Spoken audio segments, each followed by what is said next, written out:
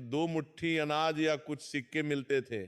जब वे थके हारे शाम को घर लौटते थे तो उनकी माँ के पास उन्हें खिलाने के लिए सिर्फ पानी और नमक ही होता था। कभी कभी तो बस उबला हुआ पानी और थोड़ा सा नमक, बस यही उनका भोजन होता था।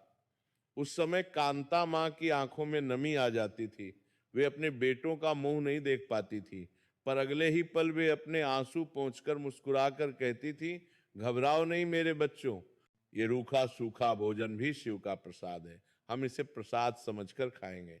जिस दिन वे खुश होंगे उस दिन हमारे आंगन में भी खुशहाली के फूल खिलेंगे।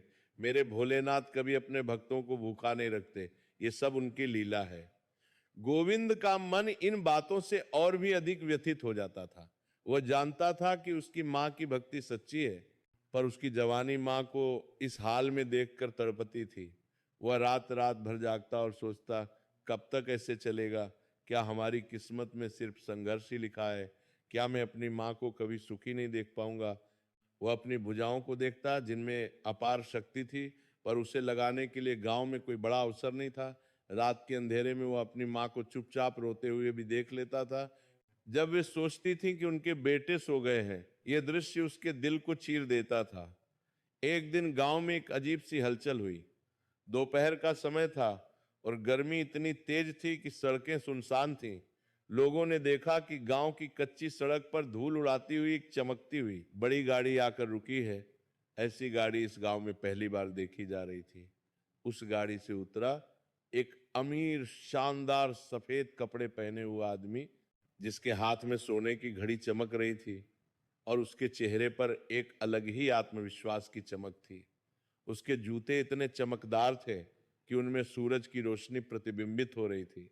गांव वालों ने तुरंत फुसफुसाहट शुरू कर दी, ये कौन है? ये कहां से आया है? क्या ये कोई सरकारी अफसर है या कोई बड़ा व्यापारी? गोविंद और तिलक भी दूर खड़े होकर एक पेड़ के नीचे ये दृश्य देख रहे थे।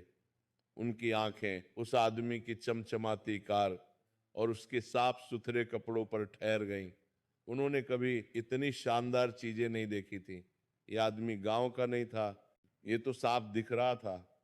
जल्द ही पता चला कि वह आदमी पास के शहर से आया है, उस शहर का जिसका नाम उन्होंने सिर्फ कहानियों में सुना था, जहां बड़ी बड़ी इमारतें होती हैं, जहां बिजली चौबीसों घंटे रहती है और जहां पैसा पेड़ों पर उगता है, ऐसा लोग मानते थे।